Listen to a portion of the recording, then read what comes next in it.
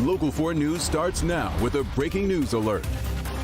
Breaking news here at noon. It is the talk of the town. Will former Detroit Mayor Kwame Kilpatrick be released from prison? That does top our news this noon. Thank you so much for joining us. These reports have been flying. Kilpatrick's family had lobbied President Trump for a commutation of his sentence, but now they are attempting a so-called compassionate release because of the COVID-19 virus. Other federal prisoners like Paul Manafort have successfully been released from their sentences because of it. So is this happening? And where do things stand right now? Our Mara McDonald has been working her sources, joins us now live in downtown Detroit with what we know. Mara, good afternoon. Rhonda, let me tell you this. Right now, I cannot tell you that Kwame Kilpatrick is going to be let out of federal prison. What I can tell you is that the feds are considering it, and he has been moved into a pipeline that would allow that to happen. There's a lot of backstory here. Things have been churning with this since yesterday. Let me take you through everything. My phone started blowing up yesterday with news that a Kilpatrick release from federal prison was imminent. Not the original commutation of sentence from the president that Kilpatrick was after, but a compassionate release because of COVID-19. What multiple sources close to the family confirmed for me is that the Department of Justice was on board with considering a compassionate release, that Kilpatrick had been placed in a 21-day quarantine in preparation for that kind of release, and family was hopeful that he would be released on June 10th. This morning, an email from the Ebony Foundation congratulating Kilpatrick on his release from federal prison went out. To be 100% clear here, there is no indication from the Department of Justice that they have signed off on this, and all the T's are crossed and the I's are dotted. What I do know is that the process for a compassionate release is in the works for him and is possible, even probable, to happen. Back here live, there are some problems with that email from the Ebony Foundation. It makes no mention of how they know that this release has been granted. Nothing of that sort. So I don't think that we can use that as a standard saying that he has been released. Now, if he was to be released on a compassionate release, he would certainly then go to a period of home confinement, and then there would be supervised release. In addition, he has to meet certain federal standards for this. One of them is that he has served a quarter of his sentence, and that he has done. Rhonda, we're live downtown this noon with a whole lot of news. This is quite a big development. I mean, that sentence is 28 years that was handed down back in 2013, not eligible for parole until 2037. So back to this compassionate release, as I understand it, in order to be granted this, if it's a go, usually there is some kind of underlying medical issue for that prisoner that would make him or her especially susceptible to COVID. So do we know what they're saying, what that may be?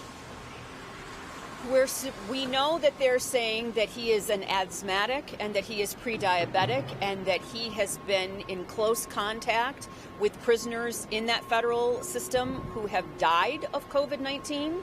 That is the pitch that is being made. Back to you. All right. Well, Mara, we appreciate you working all of your credible sources to get to the bottom of this story that's been swirling around all morning. Thank you. Now we do want to get you to the very latest on the coronavirus here in the state. The state is reporting 501 new coronavirus cases in the last 24 hours and 69 more lives lost. 31 of those were identified during a vital record review. This comes as Governor Whitmer loosens more restrictions in the state, effective immediately. Gatherings of 10 people or less are allowed, though you still need to stay safe and practice those social distancing measures. Also, retail and automobile dealerships can open on Tuesday of next week by appointment only. Medical, dental, and veterinary procedures can resume 1 week from today on Friday, May 29th. Today, it is back to business in much of northern lower Michigan and the Upper Peninsula. Governor Whitmer loosening some restrictions up there. Last night, here you can see some people lined up outside of Brady's Bar in Traverse City, waiting for the doors to reopen at midnight. Bars and restaurants can now reopen with limited seating inside. And with the Memorial holiday weekend here, it's tradition. Many Michiganders head right up north for the holiday weekend. Rod Maloney did the same. He joins us now live from one of the places that is now open for business just in time for the holiday weekend. You're looking pretty comfy up there. Well, yes, Rhonda, thank you very much. I understand it's quite different here than it is down there in terms of the weather. It's 70 degrees and sunny. We're at Joe's Coney, as you can see, and you'll see the sign scroll to the line, their favorite line, open dining today. Now, we're about maybe 10 or 15 minutes off of I-75 west of West Branch. And here in Houghton Lake, they've started blossoming as they get the opportunity to open up. At Joe's Coney, the up north country breakfast comes with a log cabin theme, as you'd expect, just steps away from Houghton Lake. Here, they're happy to get back to the little things in life they've been missing, like going to a restaurant and having someone else do the cooking. Bob Bark's a regular. Oh, it's nice to sit down and eat in, yes. Much nicer.